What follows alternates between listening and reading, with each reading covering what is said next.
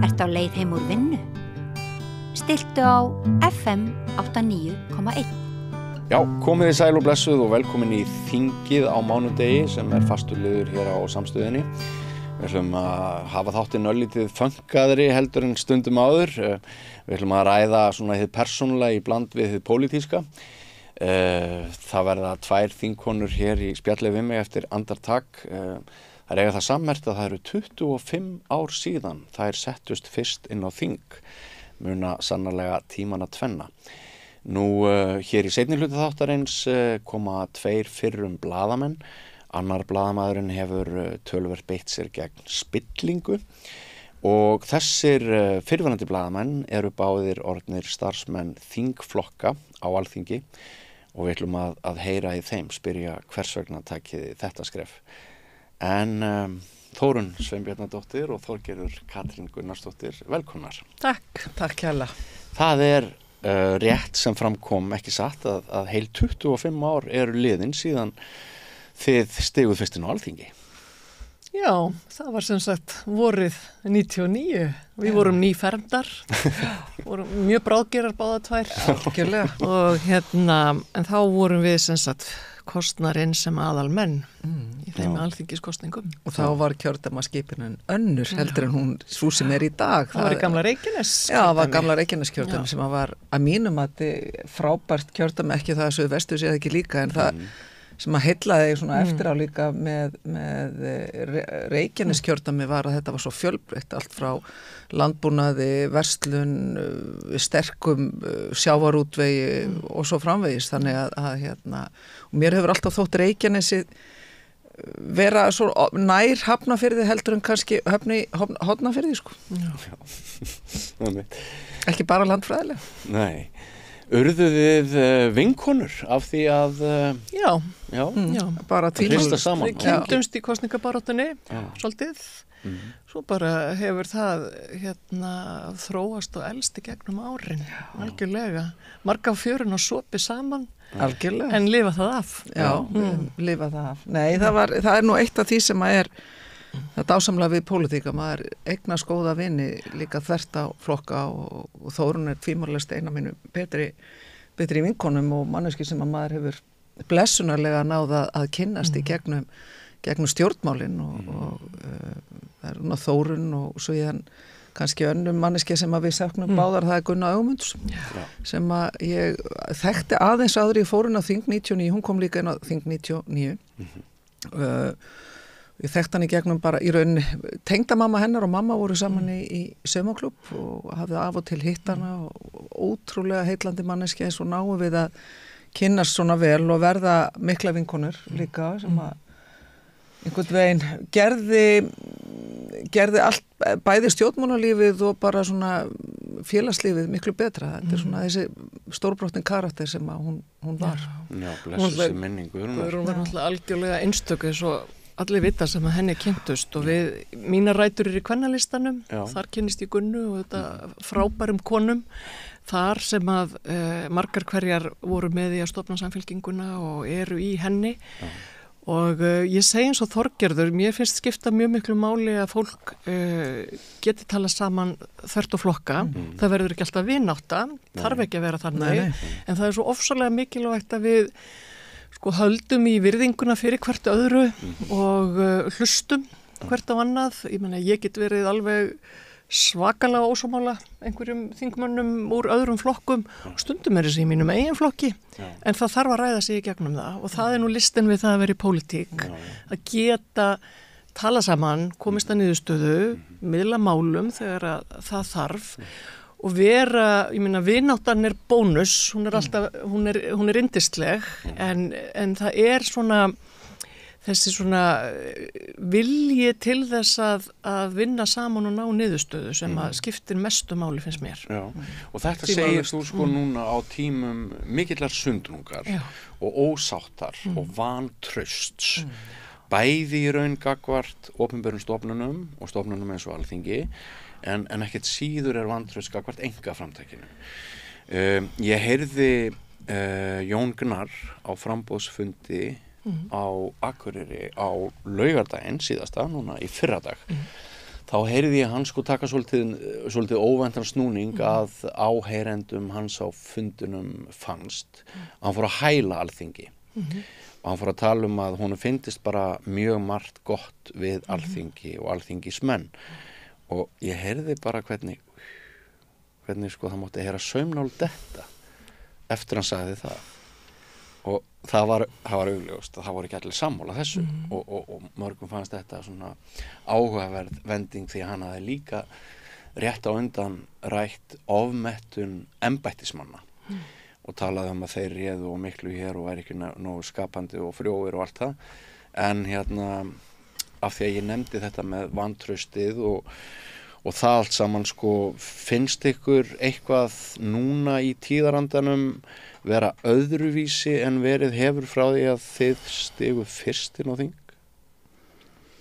Hvað ráðum við? Ýmislegt. Það margt mjög mikið breyst.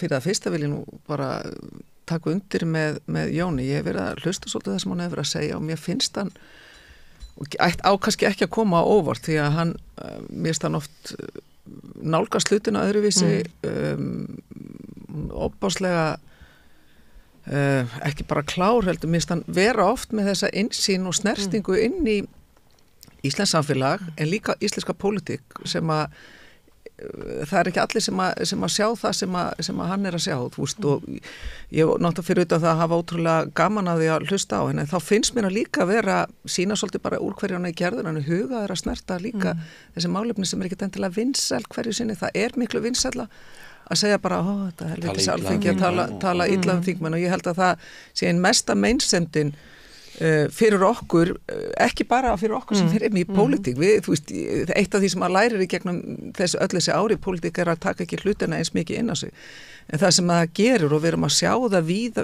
heim er það hvernig það er að verða alltaf því svona íþrótt að tala niður lýðræðislega stofnanir og lýðræðislega stofnun hér er náttúrulega Alþingi. En hver lýðræðislega Alþingi í dag?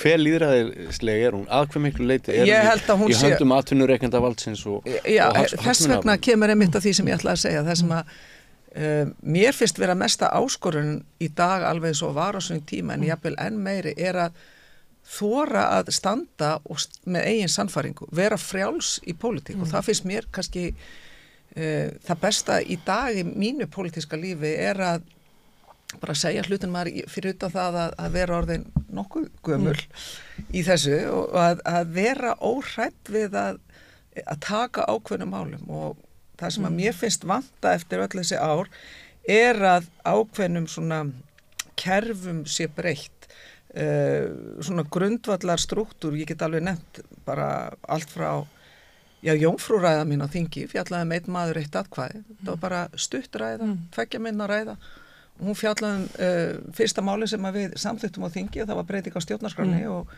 það var verið að minnka vægi atkvæða en það var ekki að ganga við vorum ekki að ganga alla leiðina. Þetta er dæmið það sem að ég hefði viljað sjá á þessum 25 árum, bara eitt dæmi, svona grundvalla prinsipmál, einn maður, eitt atkvæði, yfir í alls konar, þú talar atvinnurekanda, ég náttúrulega, það skiptir okkur öllu máli að hér sér burðugt atvinnulíf, að við búum hér við samkeppnishæf lífskjör, það gerum við ekki án atvinnulífs, en atvinnulífið eins og við öll þarf við að búa við skýrar og gegnsæðar reglur.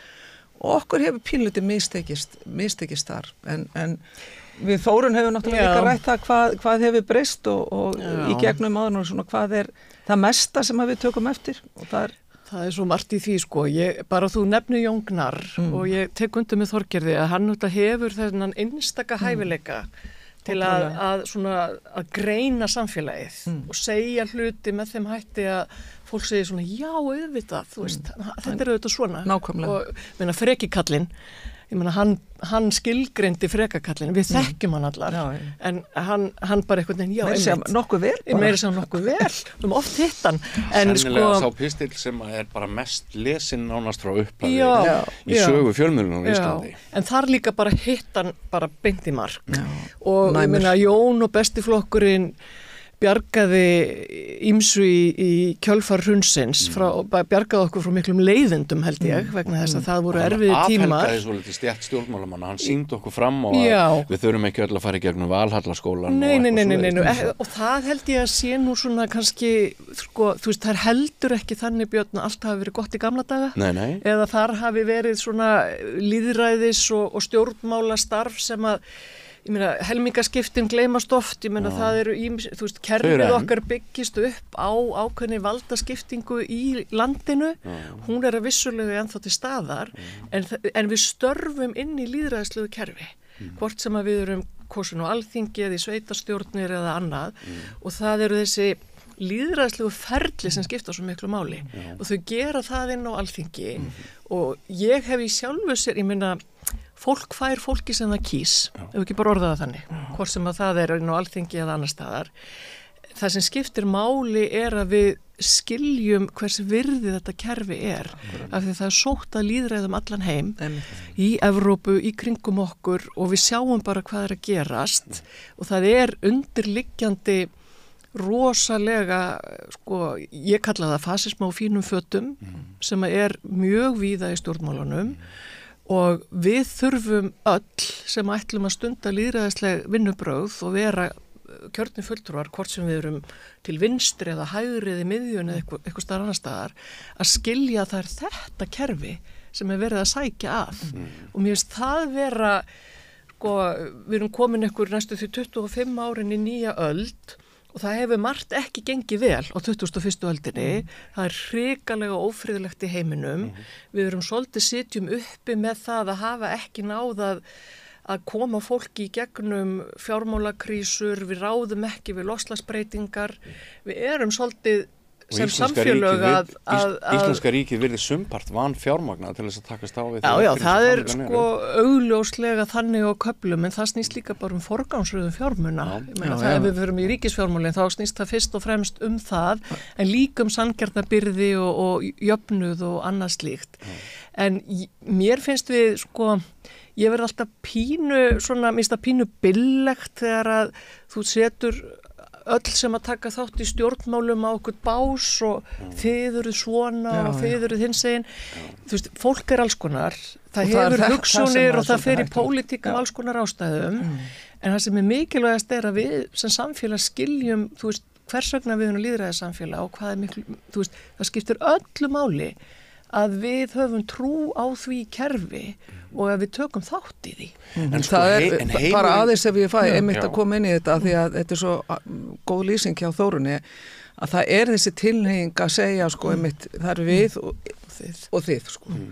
Meðan að orðið er kannski það eru við og þið, það eru við öll saman og talandum þessi síðustu 25 ár, að því við erum nú komnar hérna meðal annars út af því, að þá finnst mér einmitt við við getum talað forgangsröðum fjármuna, við erum að fara betur með fjármuni, ríkissjóður, þú veist, við erum enga síður með mestu skattbyrði á Norðurlöndunum, við þurfum greinilega að fara betur með fjármuni, við erum samt ekki að standa undir ríkum varnarkostnaði, við erum að standa undir krónukostnaði sem hleypur á 20 milljarða á hverju ári og ég myndi gjarna frekar velja að sjá það inn í innviðauppbygging og svo framvegis, ég ætla ekki að ræða það núna, en það er samt þannig að lítið ríki eins og Ísland, hvort sem það er í loftslagsmálum eða bara að það að standa vörðum lýðræði og frelsi, ekki bara hérna heima, heldur það skiptir máli að það sé allstaðar í þeim löndu sem að við höfum hvað mest samskipti við, hvort sem það er í Evrópu eða Bandaríkjunum, svo dæmi séu tekin. Að mér finnst við eiga eftir að íta enn frekar undir það hvar hagsmunum okkar er best borgið, hvernig við verjum þetta lýðræði og ég held að alþjóða samskipti fyrir okkur Íslendinga eru gríðarlega mikilvæg og ég bara við sjáum það öll þau skref sem við höfum tekið í alþjóðamálum, hvort sem að það eru EFTA eða núna því við erum að fagna 75 ára afmæli NATO, það sæti við borðið var okkur gríðarlega dýrmætt og hefur verið okkur dýrmætt og við þurfum að nýta þessi tækifæri og það sem að mér finnst erfitt núna, það er eins og það megi ekki hleypað umræðinni til dæmis aðildina Evrópusambandinu eða aðra dýpri alþjóðasamvinnu. Miklu frekar er núna atlaga til að mynda EES-samningnum, maður er að finna það að svona Ysta hægrið vill bara slíta sig frá EES-samningnum og fara einhverja tvíhliða samninga sem algjör della og bara ógn við okkar hagsmuni nútímas í dag, hvað sem við berum niður, hvað sem við erum að tala lýðræði, frelsi, mannréttindi og svo framvegis. Þannig að þessar stóru spurningar finnst mér, við erum ekki búin að þróa okkur á þessum 25 árum lengra, sko. Nei, en þessi þróun, hver lítið við ræðum með ESB núna, það ekki sumpart, sko, eru þið ekki sumpart pínlítið ábyrg fyrir því? Þið takið ESB svolítið út á dagskrá hjá Samfylkingunni og þið eruð að leita að aukinni sátt og ekki vera með þessi átakamál og allir fyrst að einhvern veginn plæja jarðveginn, en það ekki bara svolítið eins og stinga höfðinu í sandinn? Já, ég nú ekki sammála því að það sé þannig, en það þetta þannig að Kristrún Frostadóttir, nýr formaður Samfylkingarinnar, hún búin að vera það í 1,5 ár, leggur ákveðnar áherslur og það eitthvað sem flokkurinn að vinna við og við erum öll saman í því að fara í grunngildi, grunnmál sem varða heilbrigðisþjónustu, velferð, atvinnu, samgöngur, kjör, húsnæði. Og við sjáum svo ESB aukið vægi. Ég meina við sjáum að þetta það hefur hljómgrunn, fólk skilur hvað við erum að segja og við höfum auðvitað Samfylkingin Jafnaðarflokkur Íslands hefur á þessum 25 árum rúmum sem að hann, eða 25 árum sem hann hefur verið til, auðvitað bæði farið í hæstu hæðir og lægstu lægðir og við erum svolítið að vinna okkur upp úr erfiðum tíma 2016-17 og næstu búið þurrku já, ég meina það munaði og þannig eru stjórnmálin og við erum svo sem ekki eini stjórnmálflokkurinn íslenski sem hefur lent í því en nú erum við að fá góðan hljómgrunn meðal kjósenda og það alveg augljóst að áherslur okkar eru þær sem að hljóma og fólki finnst að skipta máli og ég held að það sé meðal annars vegna þess að við höfum tekið svolítið augun af þeim kerfum sem að halda þessu samfélagi gangandi. Velferðarkerfinu, hvort sem við erum að tala um félags- eða heilbrigðisþjónustu, velferðarkerfi verður að vera sterkt líka fyrir atvinnulífið. Og það það sem að þessir grundvöllur hefur kannski ekki mikið verið til umræðu.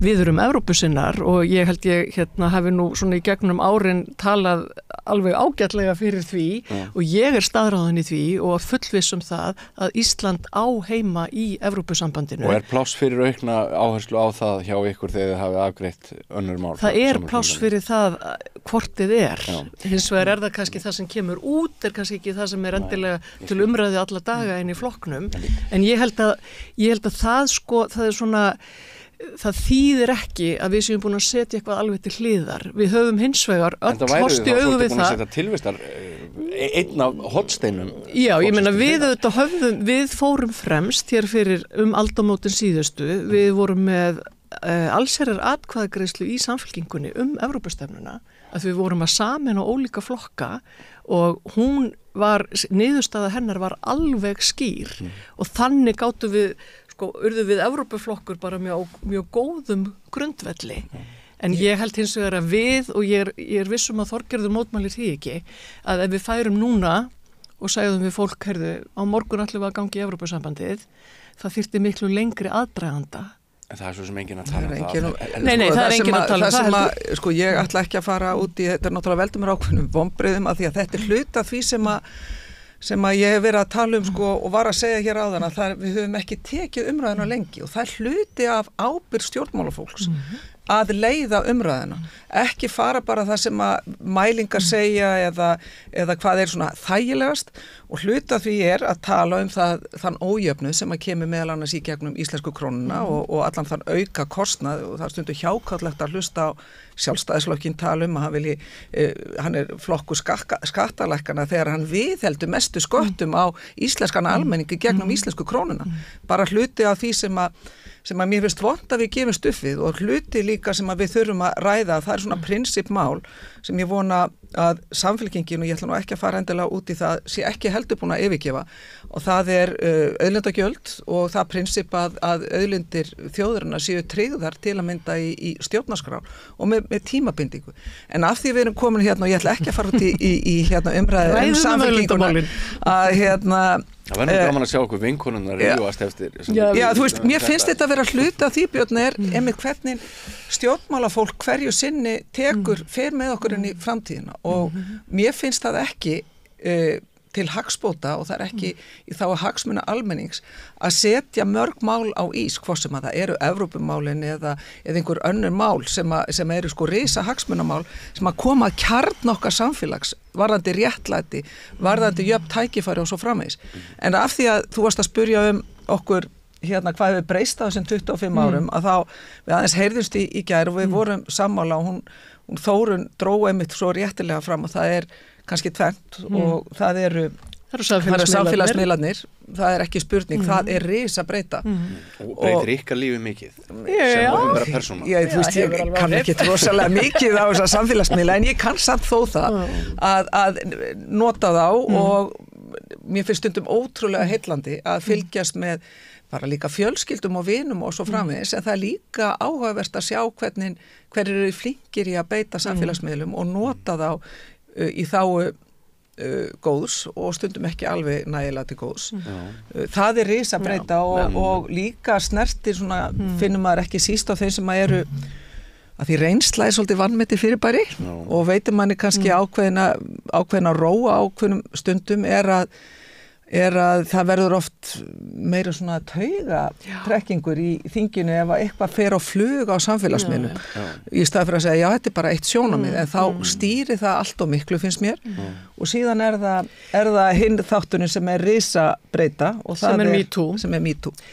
En það þetta líka, sko, eitt með samfélagsmiðlarnir og allt sem þeim fylgir sko, að því við vorum nú að ræða hér aðeins lýðræðið við þurfum kannski að skoða þá í því ljósi af því að eins og við öll vitum að þá þrýfumst við flest inn í einhverjum bergmálshellum á okkar vinabúblum og það hefur áhrif á og það verður einmitt svona eins og Þorgerður segir stundum verður svona uppnám út af einhverju sem kannski skiptir í rauninni engu máli. En þú veist ekki hvort það skiptir máli. Nei, en ég meina, en þá þarftu líka en þá þarftu að hafa fullvissu fyrir hvað þú stendur, hversu þú ert í pólitík og vera með kjarnan á hreinu.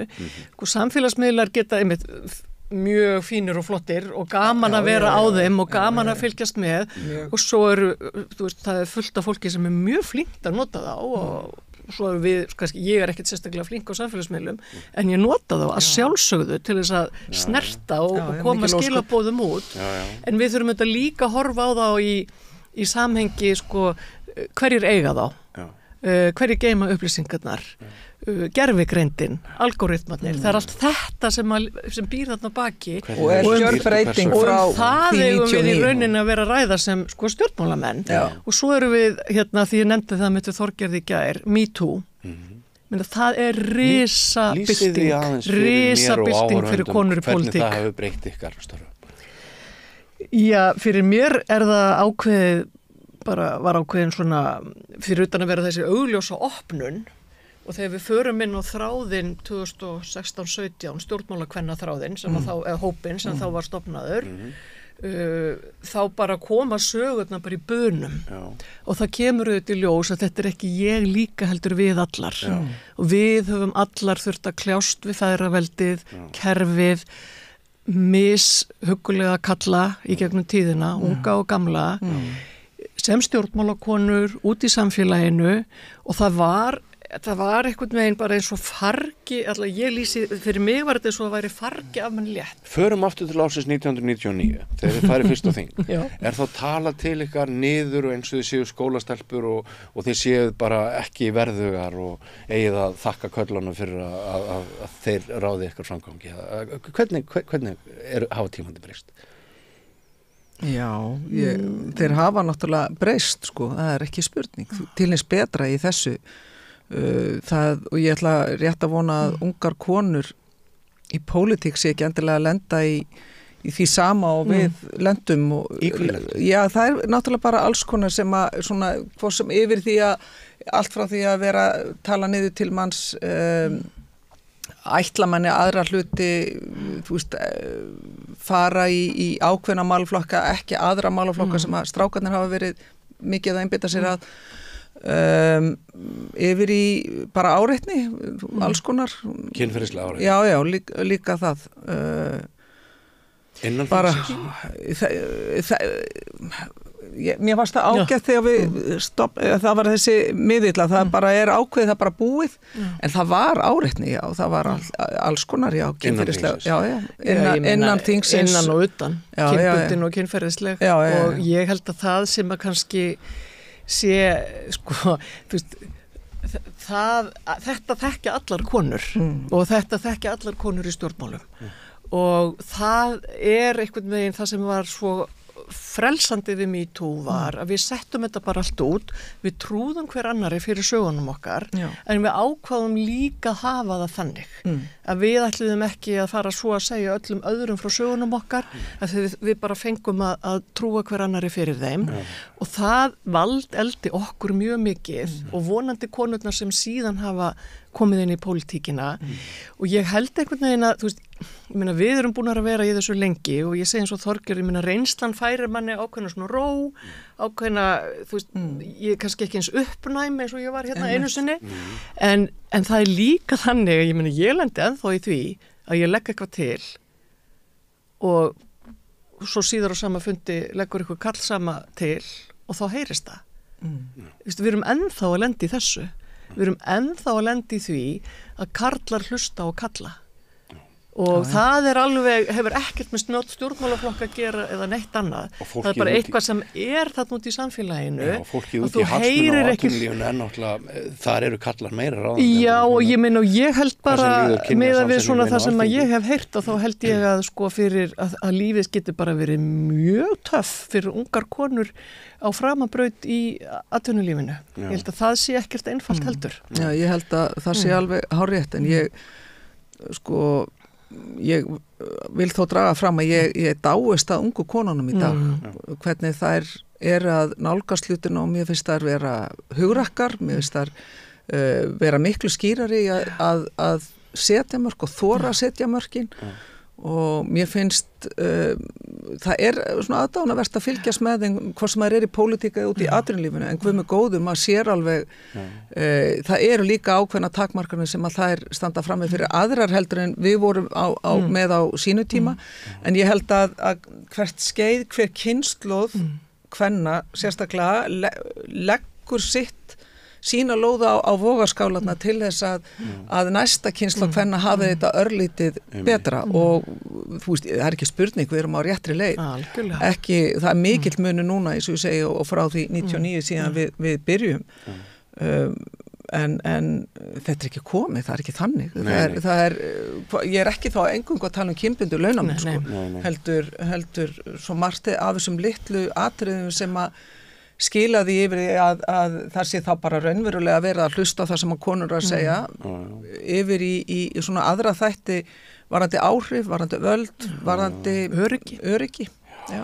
Og þótt ég hafi nú aldrei talist til valdakalla sjálfur þá hefur einmitt ungt fólk kennt mér það síðustu áratugi að ég sé gamaldags og ég sé með alls konar skilyrðingar og í alls konar höftum sem kall sem að elst upp við auðvitað kynbundin gildi og til dæmis ein dóttir mín sem er rúmlega 30, hún er eiginlega stanslaust með mig í svona endurhæfingar og nútíma uppfærslu námskeiðum unga kynslóð og það er virkilega gott, hjálplegt að hvað sko rödd sennilega eins og þeir segið vegna MeToo hvað þessi rödd er orðin sterk og það er þá erfiðara fyrir þá karla sem að hafa haft svolítið samfélagið í eigin greip að koma illa fram við þems hóp eins og þingkonur í dag. Þið sjáuð alveg augljósum. Já, það er auðvitað sem betur fer er það þannig að við erum að færast í rétta átt og það sem að konur auðvitað hafa núna, ungar konur, ungi karlar,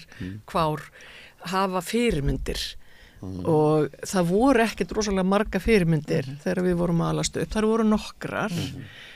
Fyrir mig var það kvennalistinn sem var svona hugljómunin í rauninni. Og Vigdís Vigdís að sjálfsögðu og nú eru svo margar góðar fyrirmyndir, held ég. Og það eru þetta mikilvægt að vera góð fyrirmynd, en unga fólki er líka að kenna okkur alla daga. Af því að við þurfum einhvern veginn að skilja, þau bara eru pródúkt af allt annars konar samfélagi heldur en við þrjú ólumst upp í.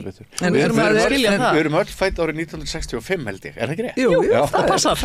Já, en það er varðandi fyrirmyndir að bæði hérna heima, ekki spurning, Vigdís er svo sem að náttúrulega svona brýtur blaði í ekki bara okkar sögu heldur, bara alþjóðlega.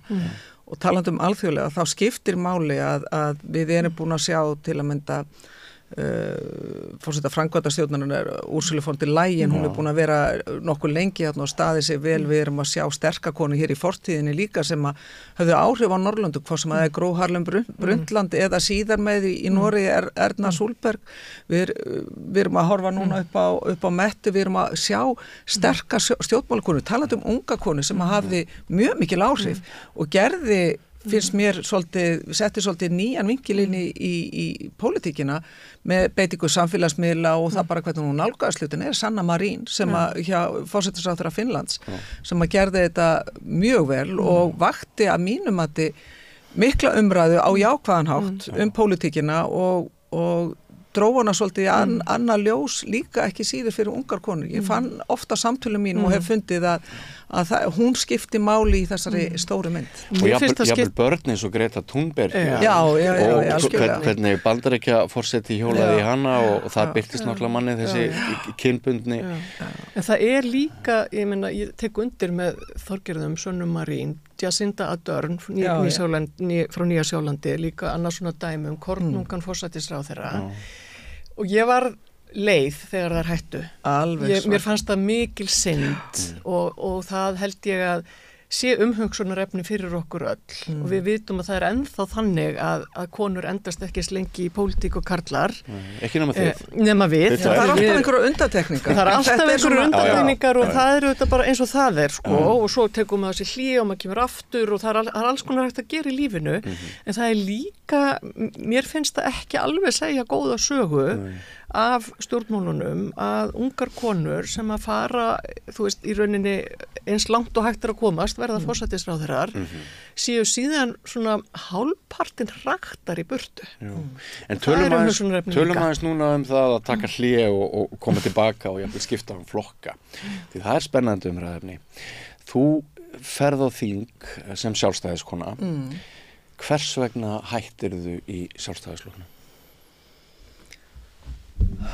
Já, þegar ég hætti á þingi 2013 þá var ég bara hætt í pólitík og ég fer að vinna annar staðar og á þetta frábærum vinnustað samtökum atvinnulífsins og sá þar mennta og nýsköpunarmál og einhvern veginn var ég búin að leggja þessu til hliðar síðan þú leggur ekkit pólitíska áhuganum til hliðar og eftir allt sem á undan hafði gengið þá vissi ég að ef ég færi aftur í pólitíkina þá yrði ég að vera svolítið er ekki að segja að ég hafa ekki verið á mínum forsendum en þá yrði ég að vera þannig að vera frjálsari og tala það sem að mér fannst skipta máli og það er náttúrulega kveikjan að því er náttúrulega sjálfstæðisflokkurinn yfirgefur það sem hann hefur ítrekkað samþykkt á landsfundi meðal annars að setja í atkvæðagreiðslu framhald viðræðna við Evrópusambandi og það voru risasvik við stóran hóp sem að gerði meðal annars sjálfstæðisflokkin og það er náttúrulega það sem að var óendanlega heillandi við sjálfstæðisflokkin var þessi mikla breytt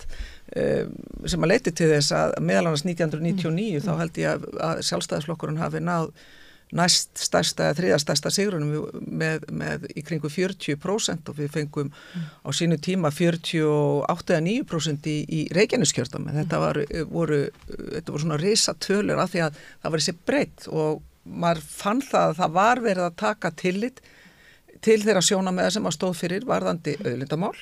Það var mjög stórt í mínum huga, það voru auðlindamálin undirstrikuðum og ég átti mörg samtöl til að mynda við Styrmi Gunnarsson heitinn, við vorum ekki sammála allt en við vorum mjög sammála nálgun í auðlindamálum. Varðandi auðlindagjöld, hvernig ætti að tryggja sameign þjóðarinnar og risaskref var þessi niðurstaða sem að kom síðan hjá auðlindanefndinni undir forystu Jónsson Nordal árið 2000 en henni var síðan ekki fylgt eftir sem að kann að vera tilvíðin, ég held ekki sko. En síðan það hitt að það Evrópumálið og það hafði mjög mikil áhrif á mig og ég hugsaði ef að ég að fara aftur inn á pólitíska svið þá verði ég að vera þannig að ég sé frjálsari og ég sé ekki bundin í klafa í þessum 2 risa hagsmunamálum sem að snerta allavega mínar hugsunir. Var það einhvers konar stórt augnablik þegar Gunnar Bragi Sveinsson sendir slitabréfið til Brussel með stuðningi sjálfstæðismanna? Var það alveg svartu dagur? Þetta var eitt af mörgum atriðum sem að setti svona bjóð til þess að kláraði púslið við það að fara úr sjálfstæðisflokknum en að því sögðu að þetta voru sérstakir tímar, þetta var líka góður tíma sem að ég átti í sjálfstæðisflokknum og talandi vini það ekki spurning að því ég eignaðist marga vini þvert á aðra flokka að konurnar eins og Ásta Möller, Drífa, Sólveig, Sigríður Anna, Arnbjörg Sveinsdóttir, þetta allt manneskju sem að ég átti gríðarlega góðu samstarfi við og sakna vissuleiti líka en pólitíkin annað, ef þú ferð aftur eftir allt sem á undan gengju, ég vissi það ég myndi þurfa að fara í gegnum mörg svipugöngin meðal annars út af bæði út af fremur drottin svik. Já, bæði það og það að ef að ég færi aftur þá yrði ég svolítið að líti í eigin barm og raunverulega læra því sem að mitt fyrra pólitíska líf hafði boðið upp á. Það tala fyrir hrunið? Já, bæði fyrir hrun og bara frá því fyrir 2013 og reyna að taka það góða með sér en líka læra þar sem að maður beinulegis var að reka sig á og gera mistök. Viltu nefna eitthvað sem þú veist ekki stolt af? Bara þessi gorgir líka bara sem að var svolítið þetta ég ætla ekki að segja yfirlæti en bara svona hvernig sjálfstæðisflokkurinn og ég þar með talið í forystunni gekk við vorum svolítið að ganga ákveðnum hlutum vísum og þú veist, þetta var flokkur sem var búin að stjórna íslensku samfélagi allan annan tíma hann átti ekkert meira samt í samfélaginu gat ekki gert meira tilkall til þess heldur en bara annað fólk og síðan bara þessi tími síðan frá 2016 og það ótrúlega gaman að sjá þú veist hvernig Viðreisn verður til upplifa það þessar hugsjónir sem að fólki hvort sem það Benedikt Jóhannesson, Þorsteinn Víglundsson, Þorsteinn Pálsson, Hanna Katrín og allt þetta fólk sem að síðan kemur með Viðreisn inn að það gaman að hafa upplifa það og sjá okkur þróast, höfum við ekki okkur á síðan þá, já, við höfum gert það, við erum alltaf að læra og það það sem svo dásamlegt við lífið, ekki bara almennt, þetta líka í pólitík, að þú gerir mistök, þá verður þau líka bara svolítið að viðurkenna þau og reyna að læra af þeim og halda áfram og þess vegna það margir að segja við okkur núna í Viðreisn, já, ætlaði ekki bara að leggja Evrópumálinu, nei, af því það er grunnurinn á svo mörgu að við tökum samtalið hvar við eigum að staðsetja okkur í alþjóðamálum, í varnar- og öryggismálum og efnahagssamvinna og öryggissamvinna eru 2 hliðar á sama pening og við verðum að fara að tala meira þessa stóru hagsmuni okkar Íslendinga í víðara samhengi og ekki láta gömlu flokkana stjórna því hvað við tölum í dag af því að í því felst ákveðin uppgjöf og ég ætla ekki að taka þátt í því. Nei, mér langar aðeins að ræða við Davíð Oddsson, manstu þegar þið hittust fyrst og svona hvernig þið leið með Davíð Oddsson svona í árdaga þinnar þingmennsku og þegar þú tekur þátt í stjórnmálum og mér langar kannski til þess að bera svona samskiptið þín og svona hvernig þú sást af fyrir þér við þær greinar sem við erum að lesa í Morgunblaðinu núna þar sem hann ritstjóri. Já, hans líf sem ritstjóri svolítið annað heldur en sem formaður Sjálfstæðisflokksins og ég held að það drægi engi það ef að hann ein af þessum stóru persónum í íslenskri pólitík og það var oft mjög aðdáunarvert að fylgjast með honum hvernig hann bæði hugsaði hlutina og nálgaðist á og einmitt var svolítið að sinna því að hafa flokkin stóran og breiðan og hann gerði það tíma afar vel. Ég ætla ekki að sitja hér og tala lítið Davíð Oddsson. Ég ætla ekki að gera ég hef gagnrýndan, það vita það allir að við erum ekki sammála í dag, bara mjög ósammála, hvað sem við erum að tala sjávarútvegsmál eða auðlindamál, en ég ber virðingu fyrir því sem að hann hefur áorkað í sínu pólitíska lífi og ég ætla bara í rauninni að láta þar við sitja. Það er margt sem að mér þykir mjög væntum í okkar samskiptum og annað sem að var kannski ekki nægilega gott. Er það bara hans ykkur, ekkit endilega. Ég ætla bara líka að læra því sem að ég hef gert og reyna að taka þetta jákvæða með inn í framtíðina. En af því þú nefndir áðan hrokan og oflætið, þetta var nú svolítið svona músíkin, var það ekki? Svona stefnan að ofan við hvort sem það Davíð Oddsson eða Geir Haarde. Við munum öll dems eftir frægu viðtali sem G. Pétur Matthíasson tók við Geir Haarde skömmu fyrir hrun þar sem hann spurði alvöru spurninga og hann með bara hent út í horn og það kemur einhver allt annað viðtali sem tekið aftur í sjónvarpinu. Það virtist gilda einu hvort fjölmiðlarnir voru í kring eða hverjir það voru. Það er náttúrulega rosaleg stemning þarna. Já, og það er hluti af því sem að við þurfum líka núna í dag. Það er stemming, það er önnur stemming, en það er stemming sem að getur ekkert endilega verið farsæl. Við þurfum svolítið að þora að segja keisarinn er ekki í neinum fötum og það eins og ég segi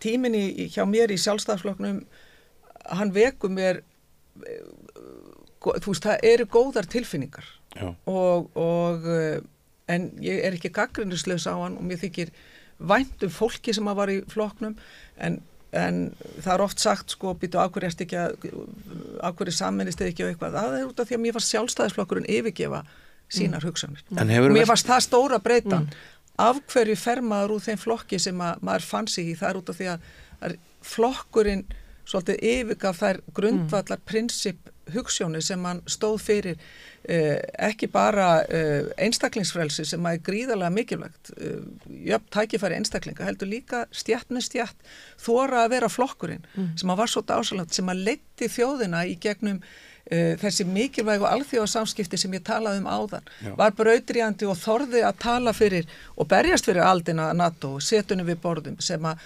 talaði EFTA og barðist fyrir aðildina EFTA á því að efnahagsleg velsæld felur í sig líka félagslega velsæld og öfugt félagsleg velsæld felur í sig efnahagslega velsæld. Þess vegna tala hann stétt með stétt.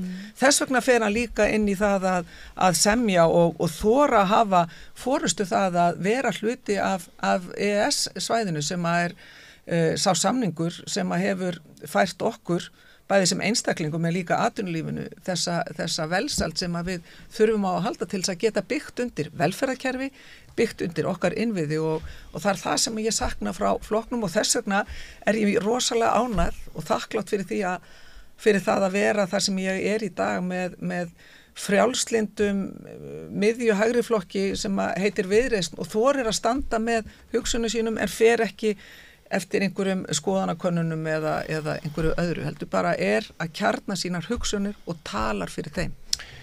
Í ljósi þess að það er mjög gagnrýnin umræða ríkisútvarpið í upptökur hringd eftir 10 það var á þinni vakt sem að ríkisútvarpið var OHF-að. Voru það mistök? Það voru allavega ekki mistök að breyta strúkturnum á ríkisútvarpinu. Hvort að OHF-ið, það var rætt það mjög mikið hvort að ætti að tengja meðal annars greiðslurnar þegar hluta því var að afnema afnotagjöldin og breyta því fyrirkomulagi. Það var eitt af þessum skrefum, ég held að það hafi verið tvímælalaust mikilvægt fyrir ríkisútvarpið að fara í ákveðna uppstokkun og það var gert. Páll Magnússon síðan tók við sem útvarpsstjóri og fór inn í svolítið nýja og breytta veröld með ríkisútvarpið að mínum að gerða það afar vel enda með reynslu bæði frá rekstri fjölmiðla og því að hafa starfa sem ritstjóri. Hvernig finnst þér að standa í dag? Ríkisútvarpið, við með góðu það má gera betur eins og allir miðlar en talandum að taka ekki þátt í ákveðnu hluti, ég ætla ekki að fara í það að þessa möndru sem svolítið kyrju núna af ákveðnum hópum að tala ríkisútvarpið niður. Ég held að sé hluta því að sem að skiptur okkur máli að veita því málefnalegt aðhald. Ríkisútvarpið verður líka að skoða inn á við, en við megum ekki við veikburða ríkisútvarpi því að það þýðir minni lýðræðislegu umræða að mínum mati. Það þýðir... Já, ég meina, það er heldur ekki hægt að sko það sem að því að það nú erum við búin að tala mjög mikið um Sjálfstæðisflokkinn og vissulega skiptir hann máli, en hann er ekki það stórveldi sem hann var, og mjög langt í frá. Og ber þess merki. Við erum núna í júní að fara að halda upp á það að það eru 30 ár síðan að Reykjavíkurlistinn vann sinn fyrsta sigur í borginni. Sjálfstæðisflokkurinn í Reykjavíkurborg hefur ekki borið sitt barr síðan. Það eru 30 ár. Það voru algjör umskipti pólun í pólitíkinni hér í höfuðborginni og í rauninni undan fari samfylkingarinnar. Ef við erum að tala um RÚV og Ríkisútvarpið, þá finnst mér alltaf mjög merkilegt að sko vegna þess að ég bara veit það og við vitum það að innan þeirrar ágætu stofnunar hefur fólk úr öllum stjórnmálaflokkum starfað og verið merkt eða ómerkt þar inni, og þar hefur Sjálfstæðisflokkurinn sannarlega ekki átt færra fólk en aðrir flokkar, en það mér líkar ekki hvernig Sjálfstæðisflokkurinn alveg sérstaklega og einstakir þingmenn þar að fara að nota ræðustól Alþingis til þess að gaggrina umfjöllun fjölmiðla og þá sérstaklega Ríkissjónvarpsins og það ólýðræðisleg nálgun á fjölmiðlafrelsi í landinu.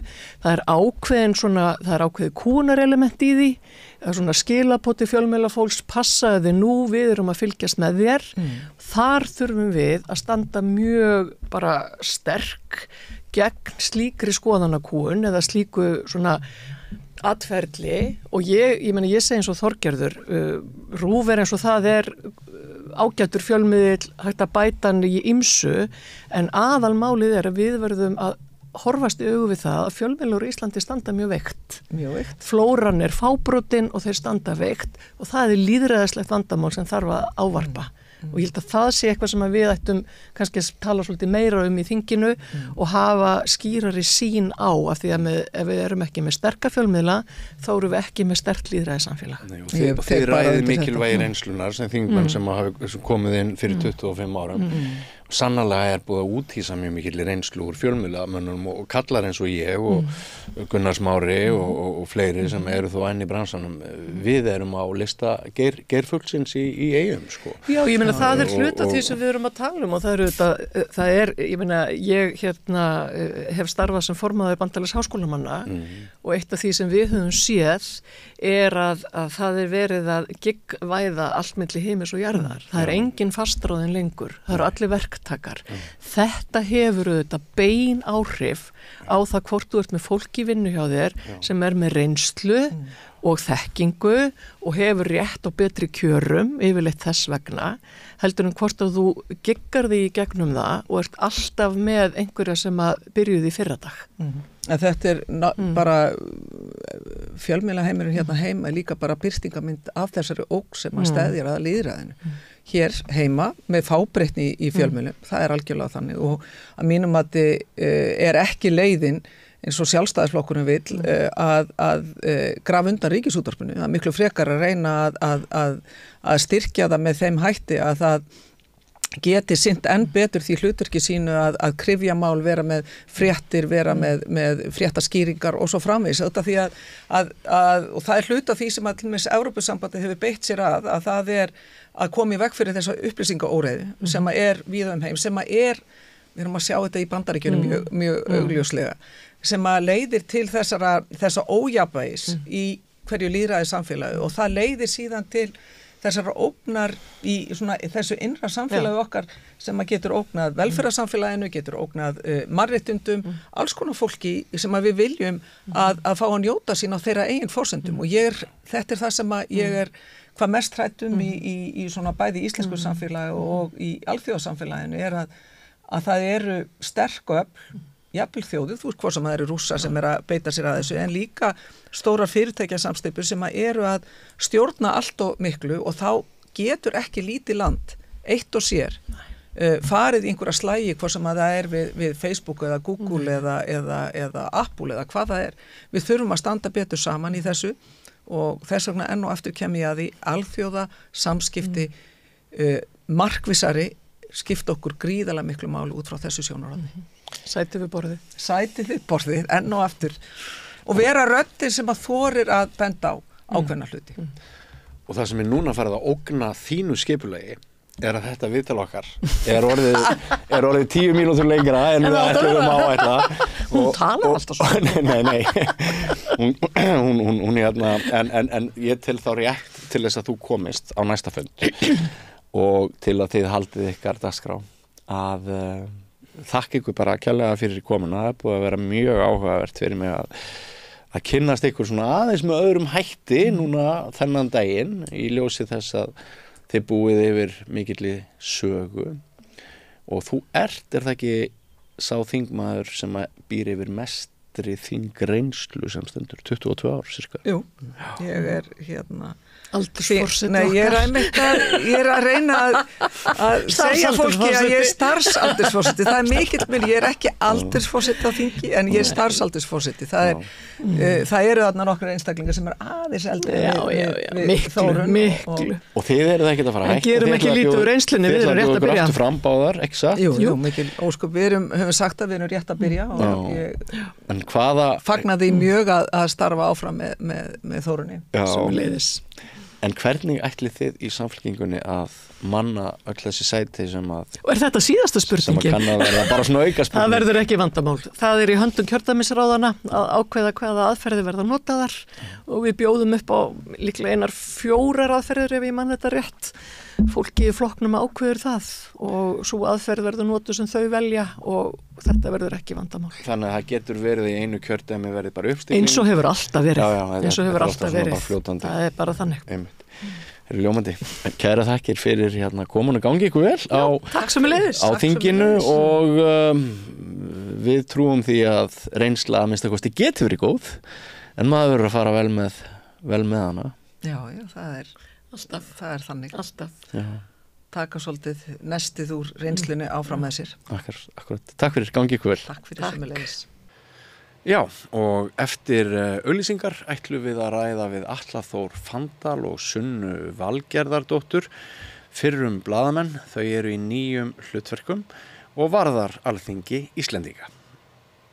60% Eflingarfólks á erfitt með að ná endum saman. Hvernig hægt að réttlæta það? Efling stéttarfélag. Barátta fyrir betra lífi. Allir þættir samstæðvarinnar eru fáanlegir á öllum helstu hlaðvarpsveitum.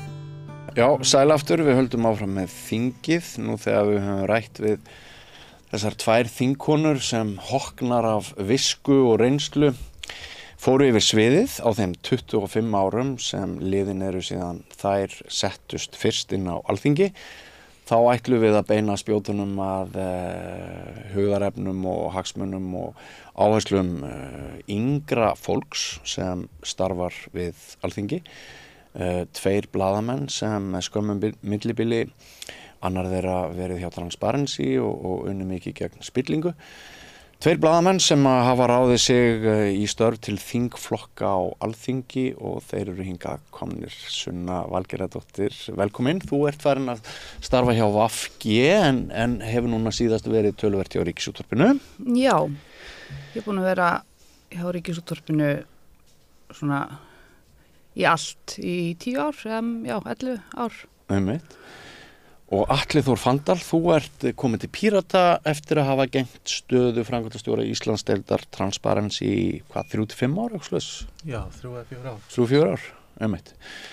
Það blasir nú bara við að spyrja svona til að byrja með hvernig kanntu við þessi vistaskipti? Mjög vel. Já. Þetta er náttúrulega bara ekki komna 2 vikur. Nei. Við byrjum saman dag, ekki? 2. maí og ég kvaddi RÚV bara morguninn á mánudeginum held ég. Fyrst að hætta með bara örfára daga fyrirvara? Já, það er nú yfirleitt þannig þegar að maður er í blaðamennsku eða einhver er í blaðamennsku og að vinna fréttir þá og fer svona hinum yfir borðið, þá yfirleitt allt gert til þess að losa fólk, vegna þess að það ekkert hægt að hafa blaðamann í vinnu sem búin að ráða sig til einhvers hagsmuna aðila, svo ég noti það góða orð. Það bara, þetta bara mjög jákvætt, þetta tímabært fyrir mig, ég búin að vera í blaðamennsku í 15 ár og finnst það afskaplega langur tími, svona, miðað við hvað, þó að ég hafi ekkert verið á sama staðnum í þessi 15 ár, þá ég alveg búin að fara svolítið vítt yfir sviðið, búin að vinna á mörgum miðlum og bara þetta var tímabært, held ég.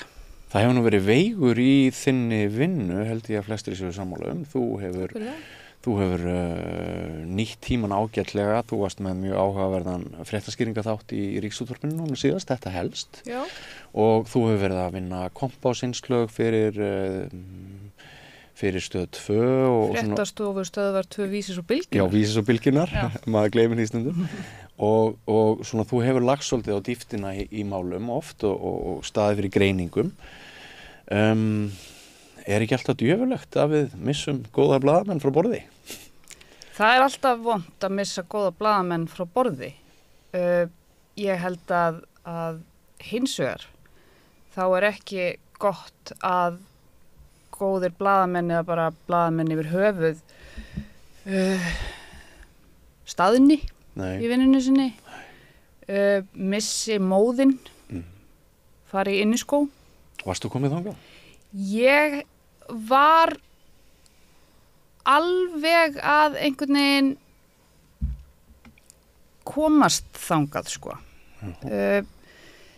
Þetta eins og þið þekki báðir. Flókið og svolítið slítandi starf og það þarf að hafa ofsalega orku og ofsalega nennu og ofsalega mikla orku einhvern veginn til að maður alltaf í vinnunni. Kannski maður nota orðið ástríðu? Já, ástríðu, já. Og metnað og þetta ekkert endalaust, þetta ekkert óþrjótandi auðlind hjá flestum, þó að vissulega sumir virðast vera bara með eitthvað sjálfbært orkuver inn í sér, sko. Ertu að tala þitt persónulega umhverfi núna eða starfslegt umhverfi innan Ríkisútvarpsins? Ekkert endilega starfslegt umhverfi innan Ríkisútvarpsins neitt, ég bara tala sko blaðamennsku bara yfir höfuð, hvað hún hefur tekið miklum stakkaskiptum og bara umhverfi blaðamanna hefur tekið svo gífurlegum stakkaskiptum bara undanfarin bara 5 ár, sko. Sko bara eðli blaðamennsku, sérstaklega hérna á Íslandi, hvernig, sko, hvað við erum einhvern veginn, við erum svo fánáttúrulega og við erum svo einhvern veginn nálægt öllu, samt ekki nógu nálægt, þannig að það verið að mata okkur endalaust á upplýsingum, þannig að það erfiðara að krefja fólk upplýsingar vegna þess að þau bara núna mata blaðamenn á upplýsingum með Facebook-statusum og fréttatilkynningum og þar fram eftir göttunum.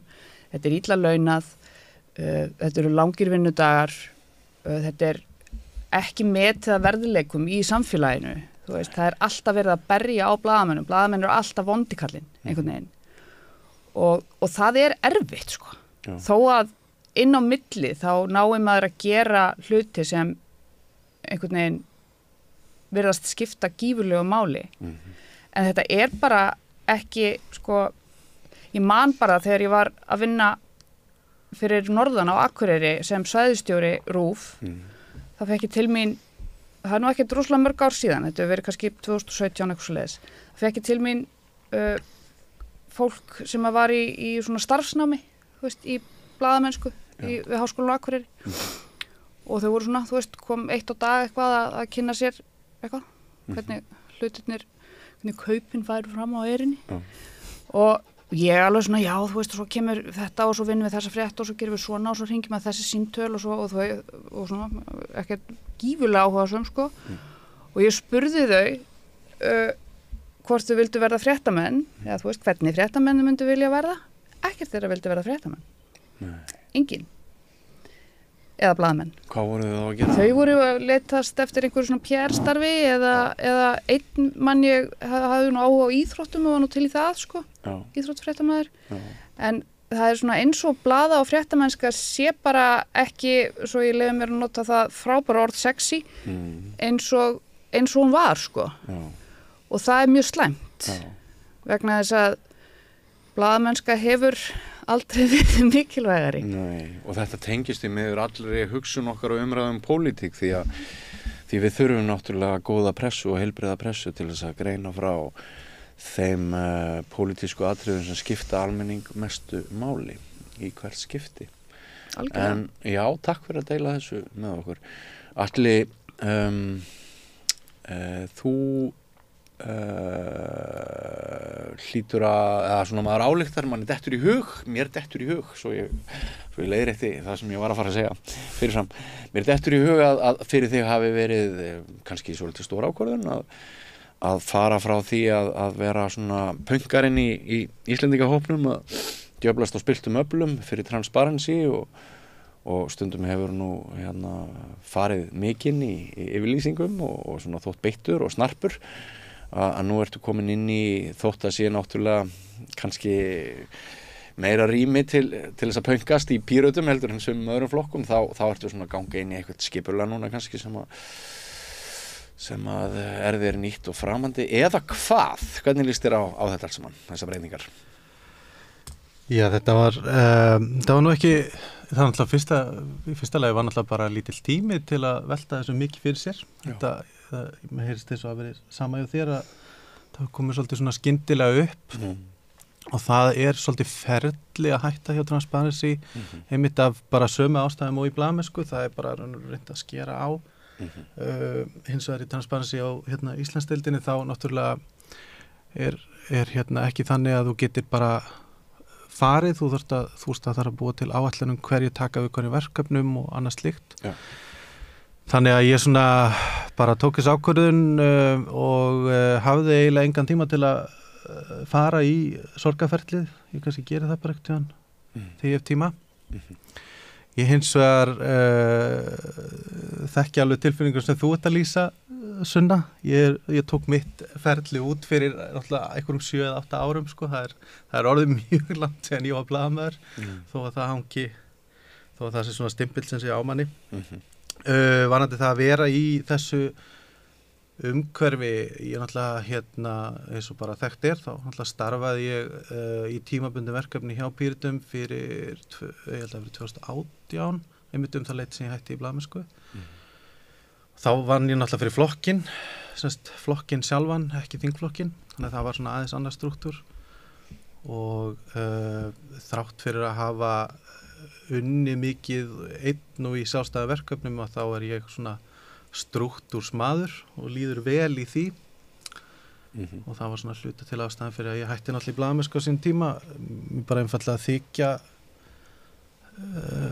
fjölmiðlarnir okkar ekki vera þær stofnanir sem þær þurfa að vera lengur. Nei. Og var hann bara þreyttur á þessu. Já, þú tekur undir það sem Sunna segir þróunina.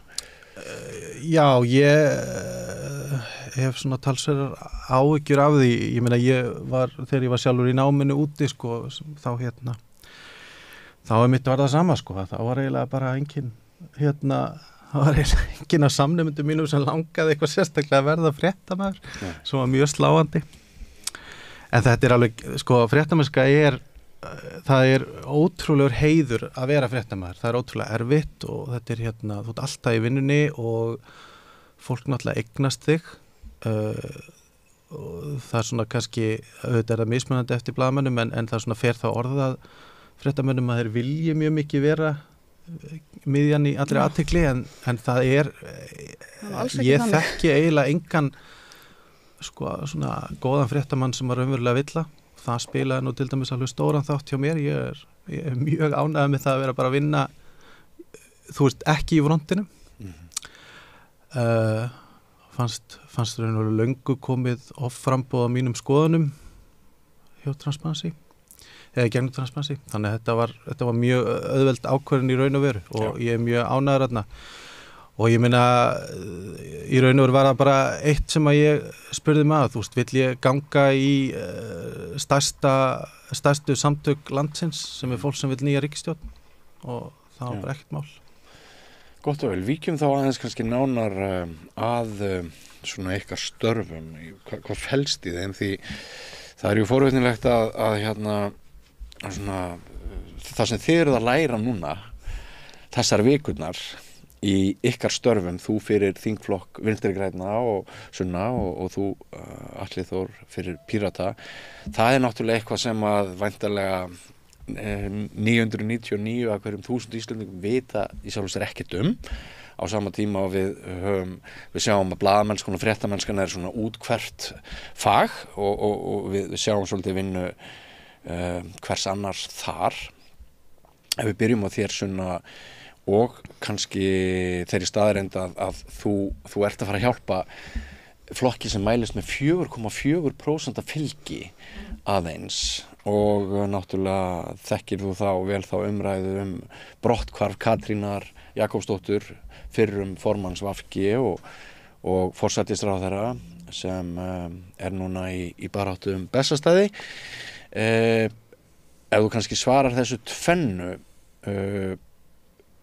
er þetta feigðarflan að ganga til liðs við lítinn flokki svona mikilli kreppu og í hverju munu störðin felast? Hvað hefur verið að læra og hvað myndu gera? Einmitt, feigðarflan, byrjum þar. Það var skemmtileg kveðjugjöf sem ég fekk frá Ríkisútvarpinu daginn sem ég hætti og byrjaði svona.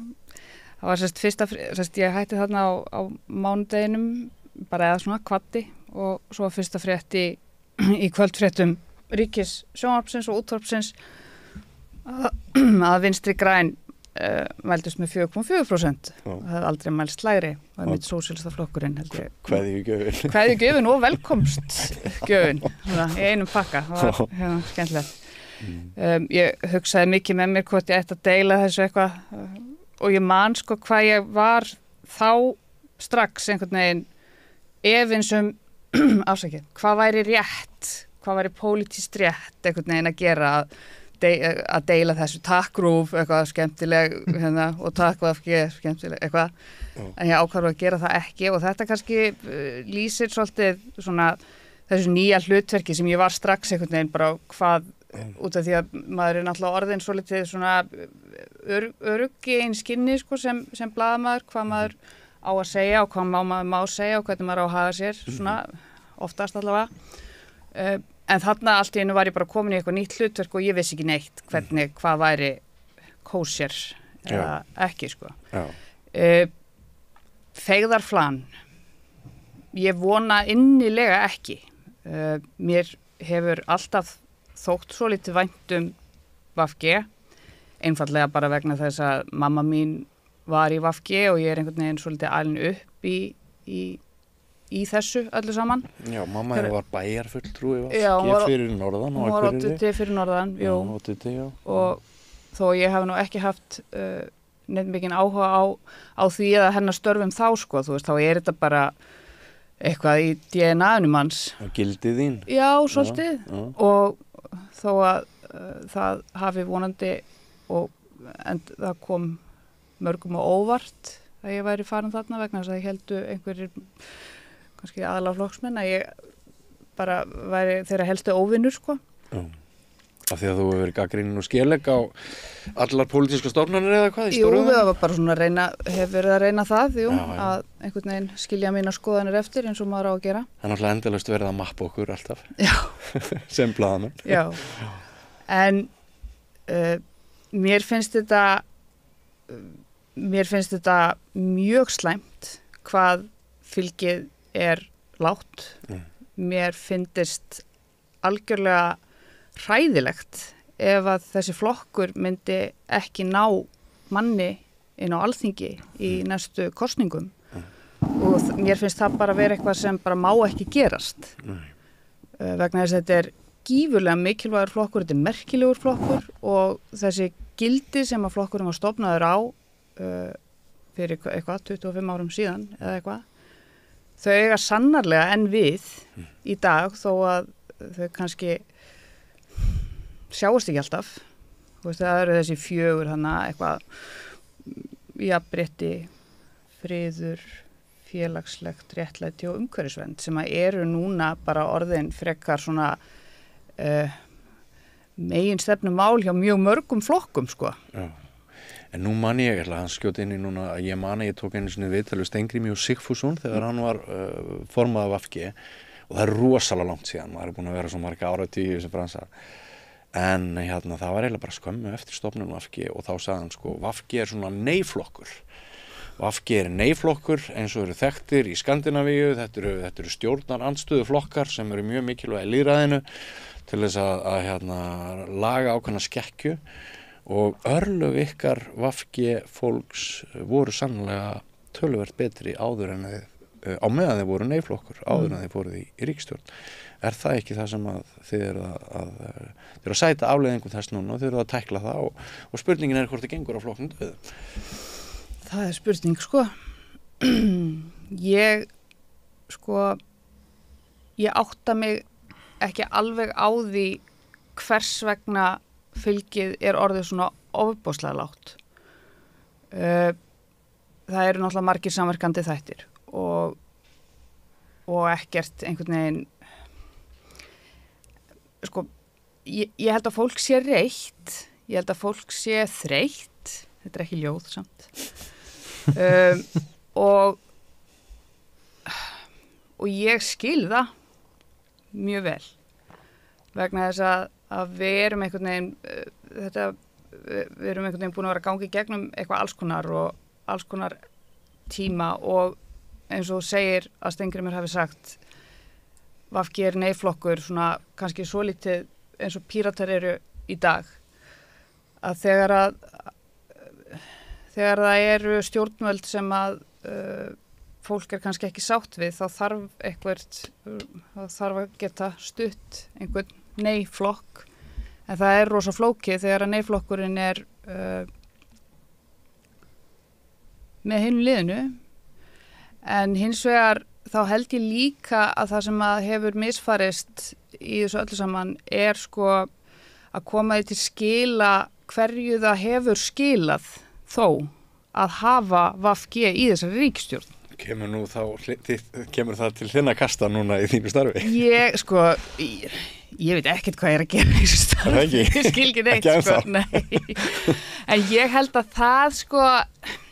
það einhvern veginn hafi, vegna þess að þetta er alltaf þetta, ég ætla alls ekki að segja að þetta eru 3 ólíkir flokkar, en sko, ef að við hefðum haft bara þessa ríkisstjórn án VG, þá væri lífið þess öðruvísi held ég, sko. Og ég held að því þurfi að koma til skila. Já, en okkur er vand á höndum þegar þú segir ég skil ekkert hvað ég er að gera þarna vegna þess að það var ju hinn spurningin hvað ert að gera þarna einhverju félagstörði. Sko, þú veist, maður er búin að vera að skrifa stjórnmál í langan tíma og kosturinn, einn af svona kostunum við blaðamennsku er að maður getur þóst skilja eitthvað og skilja það ekki, þú veist, og bara matsa það einhvern veginn. Og heyrt alls konar orð og tekið alls konar upplýsingar og einhvern veginn og búið eitthvað til, búið til frétt, búið til umfjöllun, eitthvað. Fyrir aðra til að skilja. Já. Og það kemst í svolítið vana að svona, þú veist, heyra orð og hugtök og svona, og svona, ég skil og taka viðtöl og svona, já, ég skil. Öðlast næga yfirborðsþekkingu til þess að verði skiljanlegt á mannamáli, en maður er samt svona, það vantar eitthvað aðeins í kjarnanum. Já, samt ég ekkert hvað ég var að segja, sko. Eða, þú veist, þannig. Og á fyrsta þingflokksfundinum þá sat ég bara í dágóðan tíma og skildi ekki neitt. Nei. Hvers vegna ekki, hvað verður að ræða? Það hafa bara verið að ræða svona ferla og eitthvað og einhverja skammstafanir og þú veist og eitthvað og ég bara, það voru svona 1 og 1, þetta var svona eins og hlusta á eitthvað á útlensku eða þú veist eitthvað svona sem það skildi smá í og það var ótrúlega hressandi, fannst mér. Að skilja ekki neitt? Já, en samt þurfa að skilja. Það var svolítið eins og að vera í skóla á útlensku eða eitthvað svona. En ef við svona höldum aðeins áfram með þetta, sko, ertu tengiliður blaðamanna og almennings við þingflokkin? Já, að vissu leyti, já. Ertu PR-andlit flokksins? Nei, ég það nú ekki. Nei. Þetta náttúrulega bara ótrúlega svona, ekki kannski skrýtnir tímar, ekki fordæmalausir tímar, en þú veist, þetta samt svolítið svona, þú veist, það að líða þinglokum, einmitt það eru þessar forsetakostningar í gangi og það einhvern veginn allt svona frekar, tætingslegt, svolítið. Þannig að maður ekki að koma inn í einhvern strúktúr eins og Atli elskar sem bara svona einhvern veginn allt rosalega fyrirfram gefið og við vitum marga mánuði fram í tíman hvað að fara að gerast, sko. Ertu manneskjan sem að segir við ráðherra VG sem brjálaður yfir því að hann fór í viðtal í gærkvöld og hann var mjög ósáttur við hvernig það var klippt? Tökum bara ímyndadæmi, Fréttastofa Stöðvar 2 bara klippti viðtalið við ráðherrann þannig og var með allt öðruvísi áherslu heldur en hann sá fyrir og honum fannst hann illa leikinn á fjölmiðlunum. Svona eins og Gunnar Bragi var þegar einhvern tímann. Sem dæmi. Ert þú þá manneskjan sem að kemur og útskýrir fyrir ráðherranum að það sé engin ástæða til þess að vera brjálaður yfir þessu og það séu svona mörgunum sjónama og í stað þess að gera röfl og skrifa hatursbréf til Fréttastofunar þá sé nú rétt að velta því fyrir sér hvað hefur gerst? Ég myndi alveg gera það, en það alls ekki mitt hlutverk. Nei, starfið snýst ekki um það. Við náttúrulega erum hjá löggjáðunum líka, sko. Já, og það til dæmis eitt svona sem mjög skýrt sem ég var ekki alveg einhvern veginn með á tæru að við erum starfsmenn þingflokksins, þingmannana og svo eru ráðherrarnir bara í sínum ráðuneytum með sína aðstoðarmenn sem eru þessi manneskja sem þú ert að lýsa. Hvernig verður þú þingmannum til hals og trausts? Einmitt. Þetta felst bara rosalega mikið í samtali, í hugmyndavinnu, í aðstoð við upplýsingaöflun, aðstoð við greinaskrif, alls konar svoleiðis. Snitt og snatt. Já, stór hluti á styrkleikuðinu og reynslu í blaðamennsku nýtist. Já, alls ekki. Einmitt. Já, ég held það er allavega þannig á mér. Já. Atli, segðu okkur frá sjálfum þér og svona hvað þú hefur lært síðustu vikur og í hverju starfið þitt felst. Já, sko það auðvitað þannig að við vinnum bæði hjá þinginu, þar ráðningarsambandið og á svona þing íslensku þá húsbóndavaldið hjá þingflokkunum. Það Ragna Árnadóttir sem Já, í rauninni Ragna Árnadóttir yfirmaður okkar. Já. En við erum á þessu svona pólitíska sviði, þannig við erum þú veist, við vinnum hjá þinginu en erum undir húsbóndavaldi þingflokka, það gamaldags orð. Þannig að hver og einn þingflokkur auðvitað mótar hvað þau telja sig hafa þörf á, þannig að það ekki endilega þannig að mitt starf sé eins og Sunnu þó að við séum í sömu stöðu.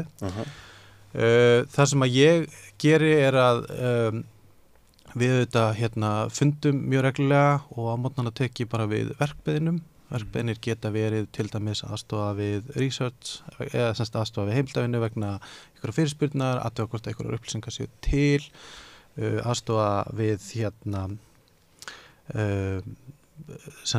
nefndar álit eða annað slíkt. Þú ert í raun og veru bara þingmönnum innan handar og við erum í þingflokki Pírata með bara verkbeðinakerfi, þannig að ég geng bara því á mótnana. Er þetta digital? Já, það er digital, já, en þú veist, þetta getur þess að verið post-it með það, sko, en ég genga því.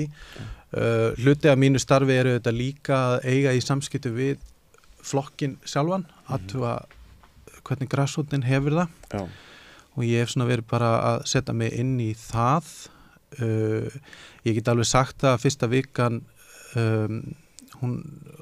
það er mikið að taka inn og ég fann það að fyrstu vikuna maður einhvern veginn bara fekk bara eitthvað laser fókus á það sem maður að gera, sko, og einhvern veginn ekki nógu vel að sér. Ég til dæmis hef ekki náð að lesa jafn mikið af fjölmiðlum og ég hef gerið venjulega. Þú veist, ég hef 10 mínútur á mótnana, þá bara renni ég yfir allt, sko, og svo á kvöldin. Þannig að það er svona hlutverkið. Þú veist, ég er ekki PR andlit flokksins í þeim skilningi nema þá að ef það er beðið það, skilur, ég meina það er starfið, þú gerir bara það sem út beðin en auðvitað það þannig að ég vinn fyrir þingflokkin og þingflokkurinn, það alltaf kjörnir fulltrúar hjá stjórnmálaflokkur sem að tala fyrir flokknum og það kjörnir fulltrúar getur auðvitað verið þingmenn eða í einhverju stöðu innan flokksins yfir málum nefndi eitthvað. Já. Og ég bara maðurinn sem að aðstoða eins mikið við get bakvið. Já. Eru þið skrifið undir einhverjar siðareglur sem starfsmenn Alþingis? Já. Við föllum undir siðareglur og skyldur opinberra starfsmanna. Það bara mjög svipað og á RÚV. Já. Bara hagaðir eins og manneskja. Já. Innan vinnu sem utan. Allir þannig að nú þakka því hvað þú getur skrifað á Facebook? Já, það reyndar væri nú flokkurinn sem þingflokkurinn sem myndi ákveða það. Já. Ég hef bara vanur því genn minn fyrir að vera í einhverju hlutverki. Ég til dæmis sem blaðamaður sem byrjaði að flutti til landsins skömmu eftir hrun, hafði verið áður að vinna í breska þinginu.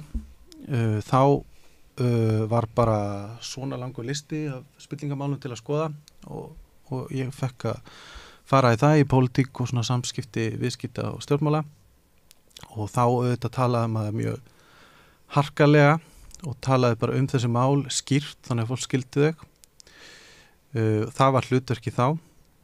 Svo fór ég að vinna eins erlendis og þar ekki sama nálægð, þannig það ekki sama krafa á að þú sért hluti af útgáfu miðilsins.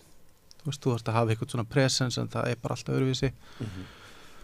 Svo fór ég að vinna fyrir með Space Iceland þar sem ég var að aðstoða fyrirtæki sem tengjast geimvistum og svona pólitískt og með leyfi. Það var það hlutverkið.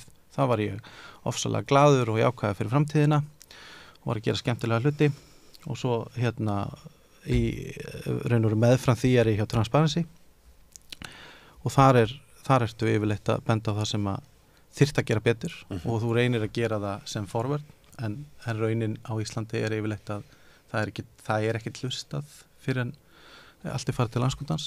Og jafnvel ekki einu sinni þá? Og þá eru yfirleitt heldur ekki hlustað, heldur talað hvað þú sért svona á hins einn og núna ég bara, í hlutverki fyrir þingflokk Pírata.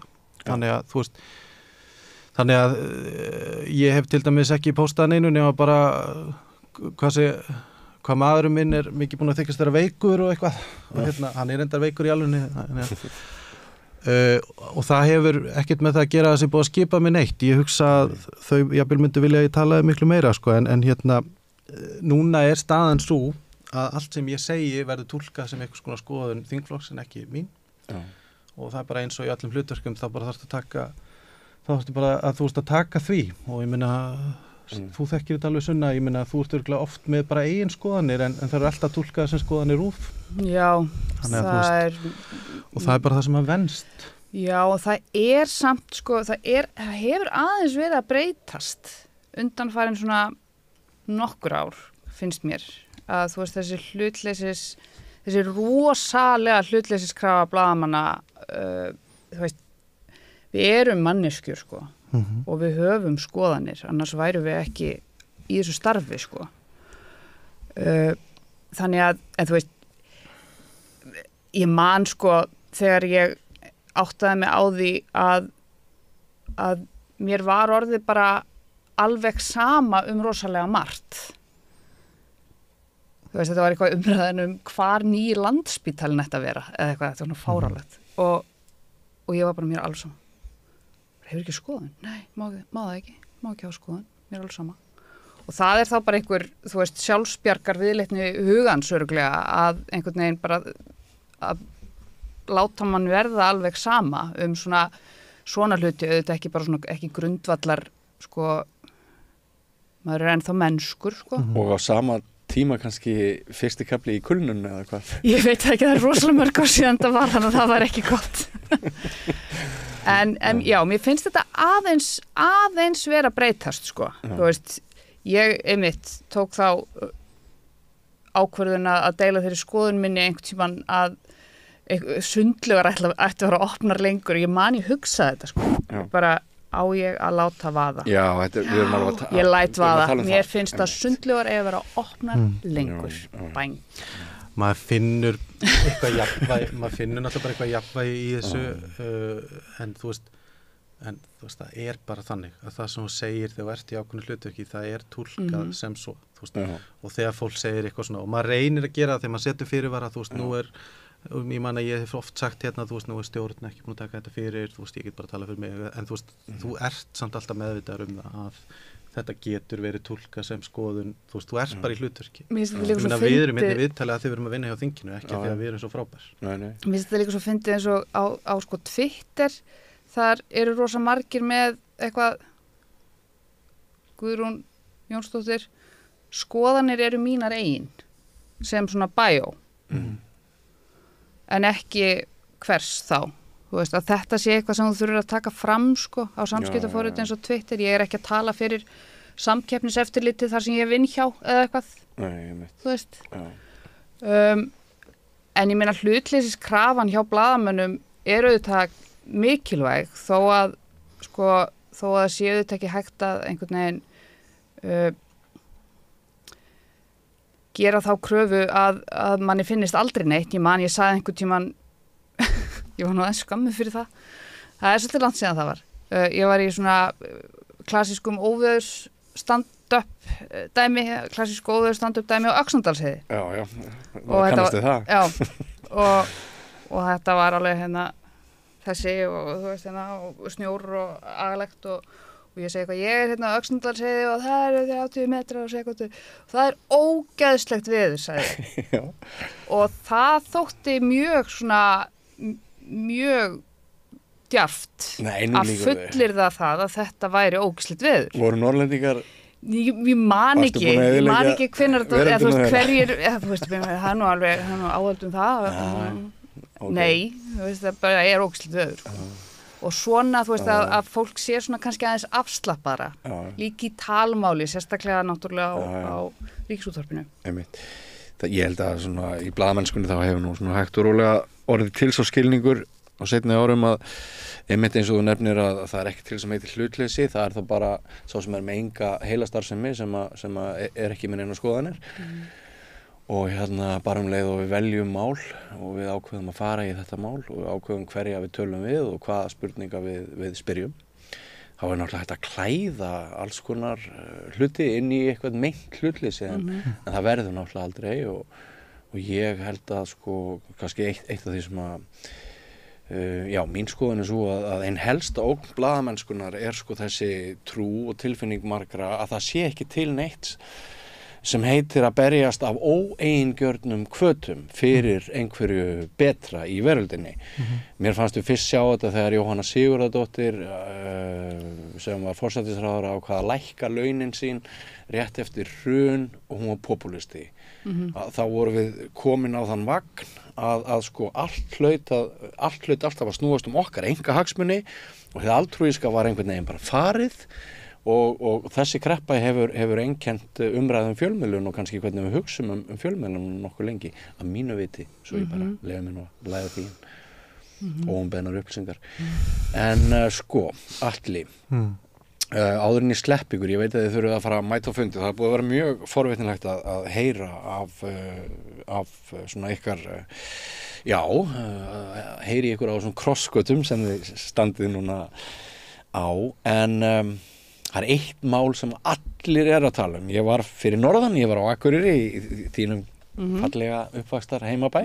Það sem er stundum ógeðslegt veður. Já, það sem er sannlega stundum ógeðslegt veður. Ég fór á 3 framboðsfundi, 3 forsetaframbjóðanda sem allir fóru fram sama daginn á Akureyri á laugardaginn.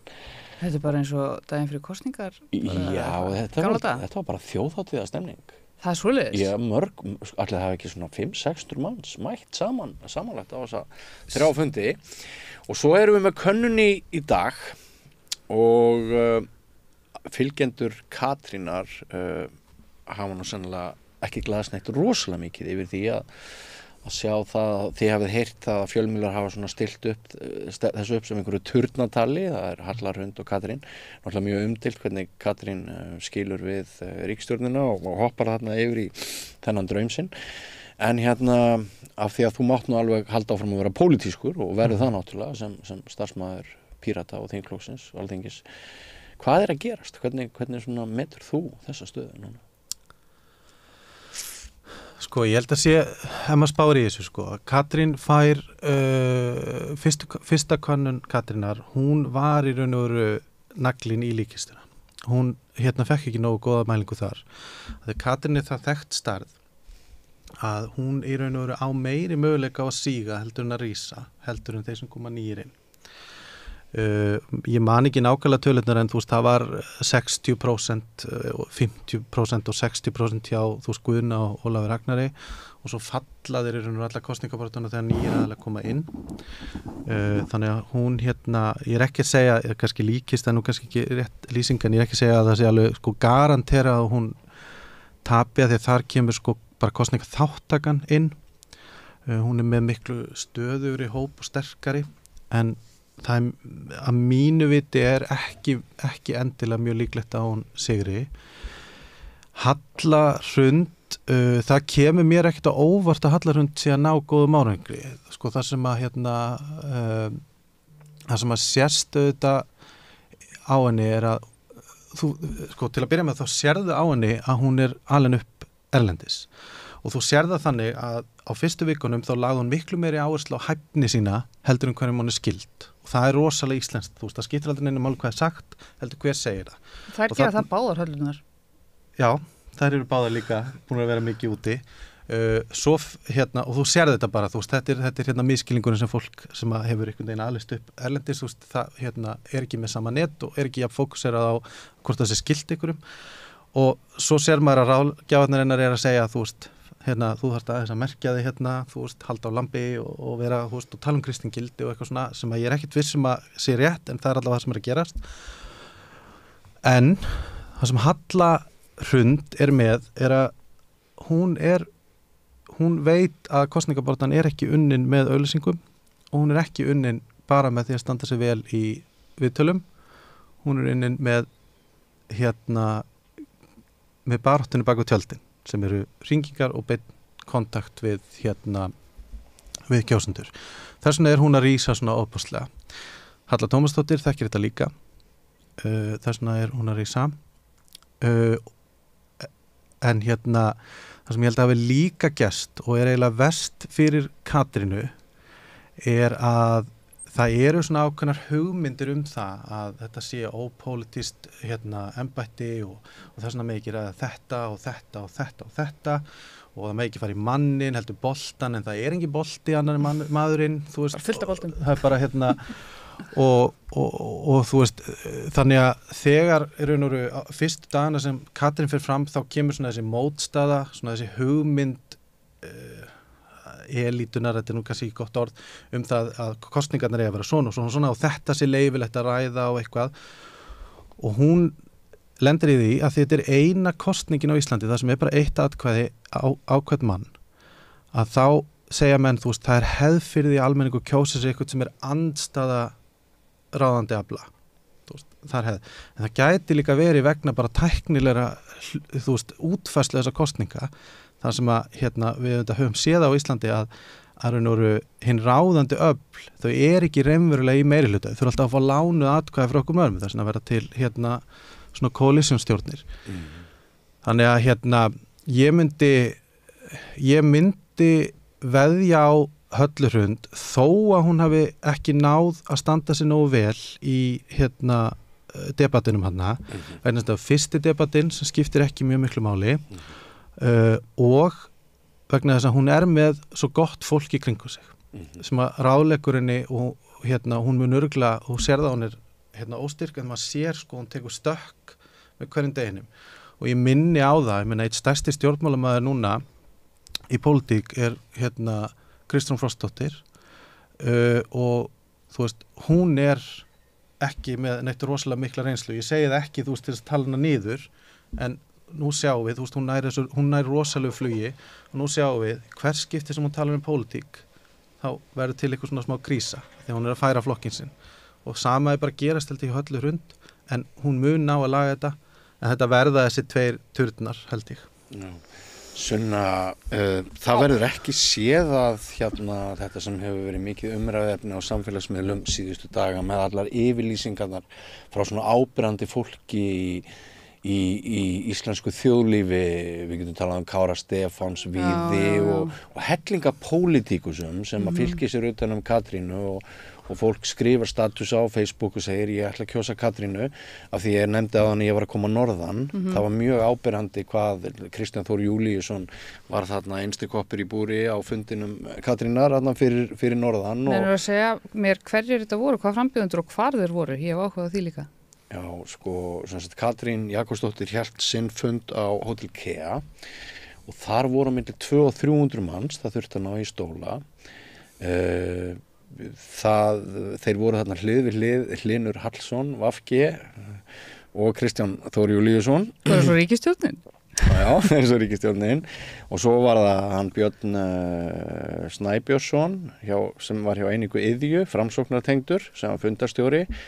Meðalaldurinn var mjög hár en þetta var svona valda fólk, Akureyrar svolítið, hefðarvaldið og pólitískt vald og eitthvað útgerðarvaldi líka sem hann var komið. Halla Tómasdóttir, hún hélt sinn fund í Hofi og hann var miklu fjölmennari heldur en skipuleggjendur sáu fyrir. Það þurfti í rauninni að færa hann út allt hús því að hún náði mjög góðri þáttöku. Og svo var Jón Gnarr með útifund fyrir utan kaffi Ilm svo ég upplýsi þín bara svona þetta.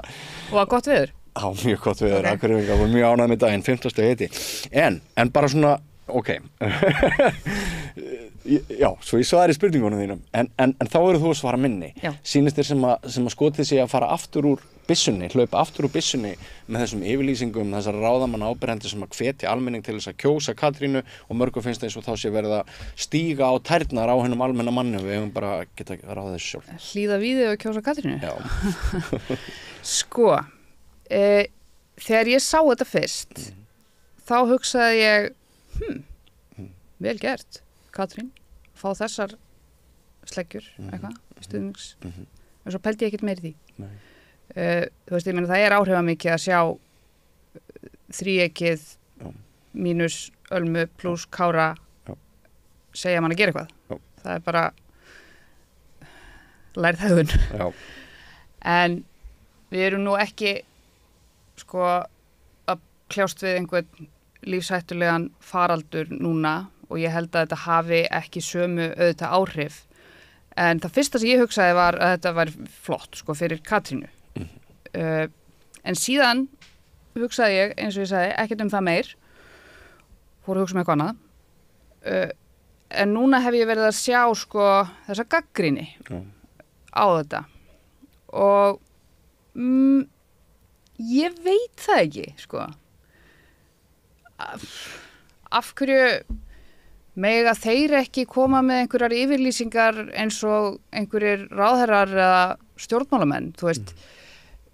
Eru þeir vegna þess að þeir sögðu okkur hvað við ættum að gera í COVID, eru þeir með eitthvað meira, ég veit ekki, meira valdi yfir okkur eða þú veist, er þetta einhver skipun? Ég held að, sko, ég veit það ekki.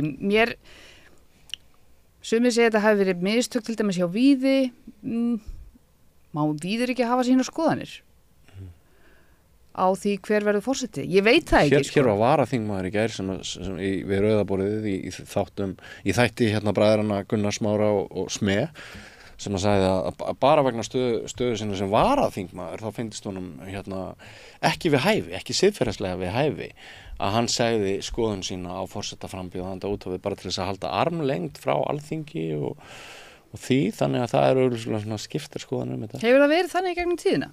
Að þingmenn eru ekki að styðja opinberlega einhverja forseta eða frambjóðendur? Það er náttúrulega þessi hugmynd upp í þingi sko að leyfa forsetakosningunum að vera í friði. Þingi fyrir frí meðal annars til að gefa rými. Já, minnst það nú ég veit sko, bara ég veit ekki samt hvort að pása í þingin út af því að það eru einhverja forsetakosningar. Er það bara rugl? Mér finnst það skrítið sko, en það er margt skrítið. Ég veit ekki hvort þetta nær niður á hverja einstaklinga, það er allavega hugmyndin sko. Já, hugmynd. Ég ég veit það ekki. Ég held að umræðan þetta væri önnur ef að Katrín væri ekki framboðið, sko. Vegna þess, eins og þú nefndir, bara hoppar út úr stjórnarráðinu og beint inn í þetta. Þannig að þú veist, það náttúrulega, en ég meina Arnar Þór líka rampólitískur, sko. Og það einhvern veginn aldrei verið eitthvað að setja eitthvað spurningamerki við það, sko. Ekki það að þeirra einhvern veginn pondus sé svipaður, sko, en það eru gríðarlega mikla tilfinningar í þessari forsetakosningu. Já. Og viltu segja eitthvað? Ég ætlaði kannski, ef ég má skjóta bara inn, sko, að það er alltaf eitt sem að stjórnmálamönnum dreymir og það er það að það séu sömu reglur sem gildu á alla. En það er ekki þannig. Þú veist, þó svo að þingmaður Sjálfstæðisflokksins geri eitthvað sem að okkur hinum finnst óeðlilegt, þá bara er umboðið þeirra annað og siðferðisreglunar í þeim flokki bara, þú veist, eins og frækt bara talsvert aðrar annar staðar. Þetta bara eins og hjá fjölmiðlunum. Já, þetta eins og hjá fjölmiðlunum. Þetta þú veist, og þetta sama, þú veist, með Katrínu, sko, að þú veist að margt sem geti gagnast öðrum getur verið veikleiki fyrir hana. Já. Og það bara vegna þess að, þú veist, umboðið öðruvísi og manditið bara annað. Þannig að ég kannski myndi segja með Víði og þau, sko, það eru allir frjálsir skoðana sinna, þú veist, það ekki sett takmarkanir á svona hugsanir, út frjáls hugsanaðina, en hlutverk þín geta gert það verkum að þú getur ekki tjáði með ákveðnum hætti og ekki þykir mjög smart að þú setja fram yfirlýsingu. Þetta bara mannlegt fólk, en það kannski ekki, ég myndi segja, sko, að veri minni ástæða til að vera einhvern veginn að spá í hvað þau eru vinsæl sem ekki, það vegna þess að þau eru hæft fólk og sýndu traust. En það kannski alveg spurning sem má spyrja sig hvort það sé smart, þrátt fyrir að þau megi hafa sínar hugsanir og hafa sínar skoðanir og þau, þú veist, eiga rétt á ákveðinni þáttöku, en hlutverki gerir það verkum að það eru settar takmarkanir á hegðun og þáttöku. Ég meina, það líka ástæða fyrir og sérð ekki sálfræðinga, þú veist, á haustnum niður í bæ, þú veist, það bara hluti af siðareglana þeirra, en þannig að svona, þetta alveg allt í lagi að spyrja sig þessi, en en það áttur að koma í ljós hvort þetta hafi áhrif á traustið á þeirra stofnunum, það aðalatriðið fyrst mér, sko. En alltaf Þórólfur ekki lengur sóttvarnalæknir. Nei, þannig að það svolítið annað mál, sko. Já, og Kári Kári. Já. En svona hver verður forseti? Þetta allt opið? Sko, ég svo ofboðslega sterkan pólitískan kompás að ef ég hefði verið í slíkum veðmálapottum, þá veðjaði ég að Katrín væri ekki framboð alveg bara fram á þannig til hún bara var með blaðamannafund, sko. Svo ég bara, nei, hún að fara tilkynna og segja ekki að fara framboð. Þannig ég var alveg vissi það. Já, þannig að þú segja okkur að skipta einhver mann hvað haldir. Já, svolítið, sko. En ég meina, ég held að það sé margt til í sem allir var að segja, sko. Þegar að Guðni var forseti, þá var ég að vinna á Kjarnanum og ég var algjörlega með þetta á heilanum. Ég bara fékk það besta staðaleyfi að fá bara eiginlega að skrifa bara forsetakosningarnar og ég bara skrifaði 3-4 fréttir á dag, bara hver ætlar ekki að vera forseti, hver ætlar að vera forseti, þú veist, og bara fáránlegar fréttir stundum, og því ég var algjörlega með þar á heilanum. Það ekki svo núna. Nei. Og ég veit ekki alveg af hverju það